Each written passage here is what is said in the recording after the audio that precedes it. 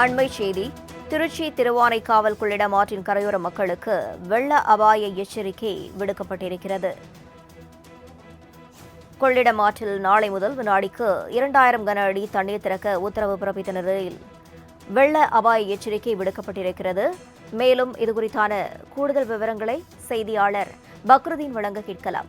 வணக்கம் பக்ருதீன், விவரங்களை வழங்கலாம்.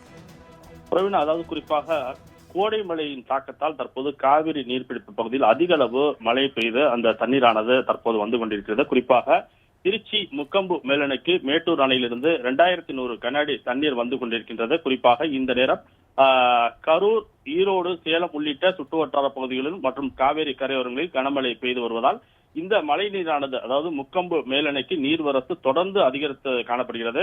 இதனால் முக்கொம்பு மேலணையிலிருந்து நாளை கொள்ளிடம் ஆற்றில் 2000 கன அடி தண்ணீர் திறக்கப்பட உள்ளதாக பொதுப்பணித்துறை மற்றும் நீர்வள ஆதாரத்துறை அதிகாரிகள் தற்போது அறிவிப்பு வெளியிட்டிருக்கிறார்கள். குறிப்பாக அதே நேரம் காவிரி ஆற்றில் 500 கன அடி தண்ணீரும் திறக்கப்பட்டு வருகிறது. ஆகையால் கொள்ளிடம் ஆற்றில் பொதுமக்கள் குளிக்க செல்ல வேண்டாம், அதாவது பாலங்களில் நின்று செல்ஃபி எடுக்க வேண்டாம். மேலும் சலவை தொழிலாளர்கள் பாதுகாப்பாக அந்த துணிகளை எடுத்து மாற்று இடத்திற்கு கரையோர வசிக்கும் மக்கள் தங்களது கால்நடைகளை ஆற்றில் மேய்ச்சலுக்கு விட வேண்டாம் உள்ளிட்ட பல்வேறு அறிவிப்புகளை தற்போது ஒலிபெருக்கி மூலம் அந்த பகுதியில் தற்போது அறிவித்து வரும் காட்சியை பார்க்க முடிகிறது. இருப்பினும் நாளை அதாவது 2000 கன அடி தண்ணீர் திறக்கப்பட உள்ளதாக தற்போது அறிவிப்பு என்பது வெளியாகியுள்ளது. பிரவீனா, தகவல்களுக்கு நன்றி பக்ருதீன்.